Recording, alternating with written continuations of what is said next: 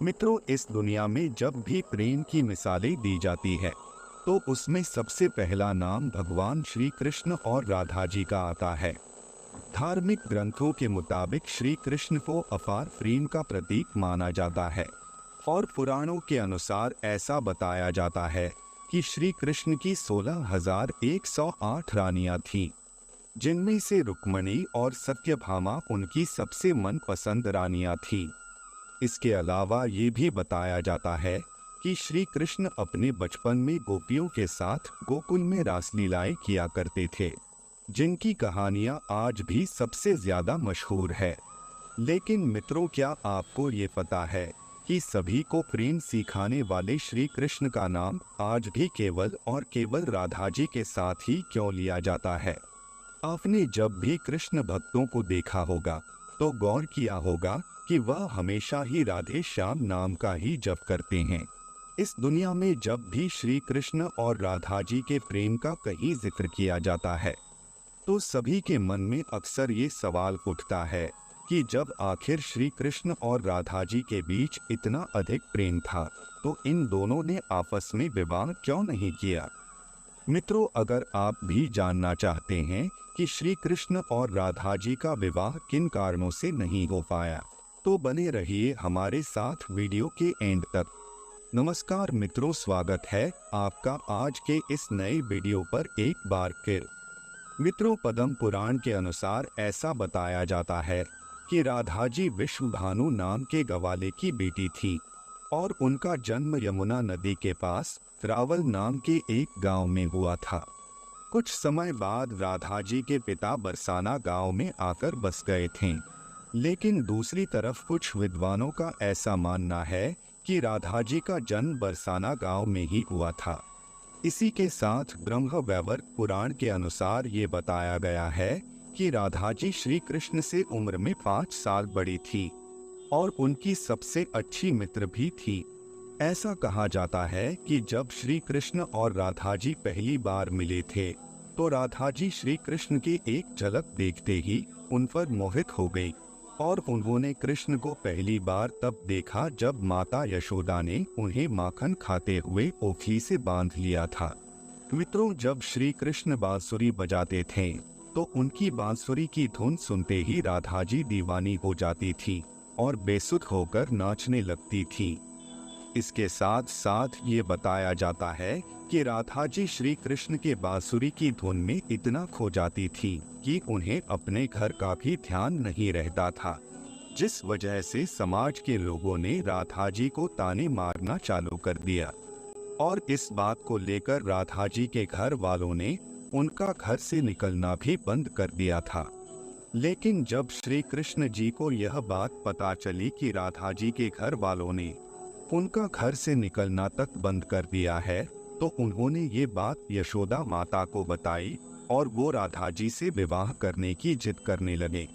लेकिन लाख कोशिश करने के बावजूद भी श्री कृष्ण माता यशोदा को नहीं मना पाए और माता यशोदा ने श्री कृष्ण को ये कहकर टाल दिया कि एक तरफ तो राधा जी उनसे उम्र में 5 साल बड़ी हैं और दूसरी तरफ उनका विवाह भी पहले से तय हो चुका है।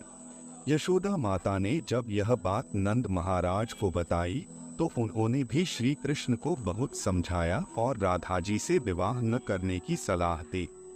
लेकिन इतना समझने के बावजूद भी जब श्री कृष्ण राधा जी से विवाह करने की जिद नहीं छोड़ रहे थे तब नंद महाराज श्री कृष्ण को ऋषि गर्ग के पास ले गए और जब श्री कृष्ण ऋषि गर्ग के पास गए तो ऋषि गर्ग ने श्री कृष्ण को बताया कि उनके असली माता पिता देवकी और वसुदेव हैं, जिनको उनके मामा कंस ने बंदी बनाकर रखा है। इसके साथ साथ ऋषि गर्ग ने श्री कृष्ण को यह भी समझाया कि उनका जन्म केवल और केवल दुष्टों का नाश और धर्म की स्थापना करने के लिए हुआ है।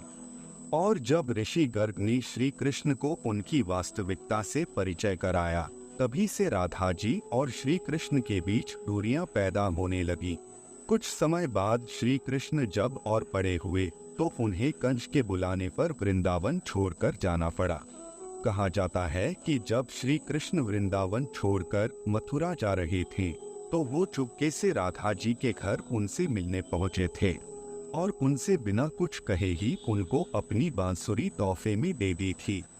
इसके कुछ समय बाद ही श्री कृष्ण बड़े भाई बलराम जी के साथ वृंदावन को छोड़कर मथुरा की ओर रवाना हुए और ऐसा बताया जाता है कि जब श्री कृष्ण वृंदावन छोड़कर मथुरा चले गए तो राधा जी उनकी यादों में फुट फुट कर रोती थी और समाज के दबाव में आकर उन्हें ना चाहते हुए भी अपने पिता की इच्छा के अनुसार किसी और से विवाह करना पड़ा था। ऐसा बताया जाता है कि श्री कृष्ण के जाने के बाद राधा जी का विवाह माता यशोदा का भाई प्रयाण से हुआ था और राधा जी को अपनी एक अलग दुनिया बसानी पड़ी थी। राधा जी का विवाह होने के बावजूद भी जब उन्हें श्री कृष्ण की याद आती थी तो वह अक्सर बांसुरी बजाकर उनकी यादों में लीन हो जाया करती थी। वैसे मित्रों, श्री कृष्ण और राधा जी का विवाह न होने के पीछे दो कथाएं और भी प्रचलित हैं, जिसमें पहली कथा के अनुसार ये बताया जाता है कि ऋषि शुक्लाचार्य भगवान विष्णु से भी ज्यादा ज्ञानी थे, लेकिन इसके बावजूद भी देवराज इंद्र शुक्लाचार्य के बजाय भगवान विष्णु को अपना गुरु बना लिया था। जब शुक्लाचार्य ने ये सब अपनी आंखों से देखा तो उन्होंने इसे अपना अपमान समझकर असुरों को शिक्षा देना शुरू कर दी और उनके गुरु बन गए। असुरों का गुरु बनते ही शुक्लाचार्य ने देवराज इंद्र से अपने अपमान का बदला देने की ठानी, लेकिन उनके सामने ये समस्या खड़ी थी कि ये देवताओं को तो तवामारता का वरदान मिला हुआ था, लेकिन राक्षसों को ऐसा कोई वरदान प्राप्त नहीं था। इसी वजह से राक्षस कभी भी देवता से नहीं जीत पाते थे। इस समस्या को सुलझाने के लिए असुर गुरु शुक्राचार्य ने भगवान शिव की घोर तपस्या की और उन्हें प्रसन्न किया। इसी के साथ साथ शुक्राचार्य ने भगवान शिव को ही अपना गुरु बना लिया। भगवान शिव को अपना गुरु बनाते ही शुक्राचार्य ने उनसे मृत संजीवनी वरदान पाने की सोची। मित्रों, आपको बता दें कि संजीवनी वरदान एक ऐसा वरदान है जिससे किसी भी मरे हुए इंसान को वापस जिंदा किया जा सकता है। मृत संजीवनी वरदान के लिए जब शुक्राचार्य भगवान शिव की तपस्या करने जा रहे थे तो उन्होंने सभी राक्षसों को अपने माता पिता ऋषि भृगु और काव्य माता की कुटिया में रहने के लिए कहा, ताकि उनके होते हुए कोई भी देवता राक्षसों को नुकसान न पहुंचा सके। जब देवराज इंद्र को ये बात पता चली तो उन्होंने इस कुटिया पर हमला कर दिया और हमला होते ही काव्य माता ने अपनी शक्तियों से एक ऐसा कवच बनाया जिससे कि कोई भी देवता किसी राक्षस को नुकसान न पहुंचा सके, और इस तरह से सभी देवता राक्षसों से हारने लगे। ये सब देखते हुए भगवान विष्णु ने देवताओं की मदद करने के लिए अपने सुदर्शन चक्र से काव्य माता का सर घर से अलग कर दिया। हालांकि ऋषि भृगु ने अपनी पत्नी यानी कि काव्यमती को कामधेनु गाय की मदद से वापस जिंदा तो कर लिया, लेकिन इसके साथ साथ उन्होंने भगवान विष्णु को ये श्राप दिया कि उन्हें इस धरती पर जन्म लेकर पत्नी वियोग सहना पड़ेगा। और मित्रों, बताया जाता है कि ऋषि भृगु के द्वारा दिए गए श्राप की वजह से श्री कृष्ण जी का विवाह राधा जी से नहीं हो पाया था। ऐसा इसलिए क्योंकि भगवान विष्णु ने ही श्री कृष्ण के अवतार में इस धरती पर जन्म लिया था। अब मित्रों, श्री कृष्ण और राधा जी का विवाह न हो पाने के पीछे एक और कथा भी काफी ज्यादा प्रचलित है, जिसके मुताबिक ऐसा बताया जाता है कि एक बार देव ऋषि नारद को ये घमंड हो गया था कि खुद कामदेव भी उनकी तपस्या और ब्रह्मचर्य को नहीं तोड़ सकते। ये सब देखते हुए भगवान विष्णु ने सोचा कि क्यों ना देव ऋषि नारद का ये घमंड तोड़ा जाए। और जब देव ऋषि नारद एक बार रास्ते में कहीं जा रहे थे तो उन्हें एक बहुत ही सुंदर नगर दिखाई दिया, जहां माता लक्ष्मी के स्वयंवर का आयोजन किया जा रहा था। तब नारद मुनि उस नगर में गए और वो माता लक्ष्मी के एक झलक देखते ही वे उन पर मोहित हो गए।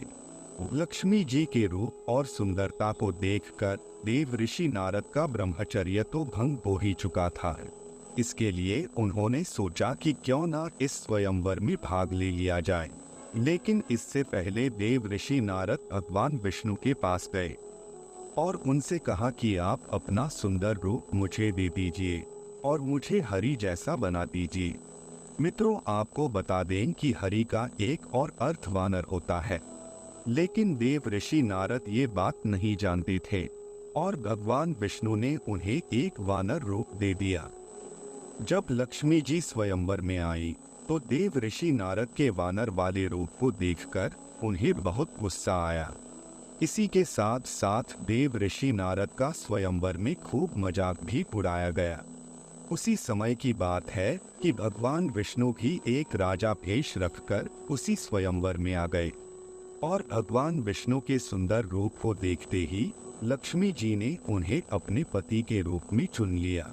ये सब देखकर स्वयंवर में बैठे सभी लोग देव ऋषि नारद की और भी ज्यादा हंसी उड़ाने लगे और उन्हें कहा कि पहले जाकर अपना रूप तो देखो। जब देव ऋषि नारद ने शीशे में जाकर अपना रूप देखा तो इन्हें अपना वानर वाला रूप देखकर बहुत गुस्सा आया। इसी के साथ साथ देव ऋषि नारद भगवान विष्णु को भला बुरा कहने लगे और उन्हें श्राप दिया कि जिस तरह से मैं स्त्री वियोग में तड़प रहा हूँ, उसी तरह तुम्हें भी अपने हर जन्म में स्त्री वियोग सहना पड़ेगा। लेकिन इसके कुछ समय बाद नारद मुनि को अपने गलतियों का एहसास हुआ और उन्होंने भगवान विष्णु से इस बात के लिए क्षमा मांगी। इसके बाद भगवान विष्णु ने नारद मुनि को क्षमा करते हुए बताया कि ये सब तो उनकी ही माया थी। वैसे मित्रों, कमेंट करके बताइए कि आपको क्या लगता है, इनमें से किस श्राप के कारण श्री कृष्ण और राधा जी का विवाह नहीं हो पाया। फिलहाल आज के वीडियो में बस इतना ही। अब हमें इजाजत दें और वीडियो को अंत तक देखने के लिए आपका बहुत बहुत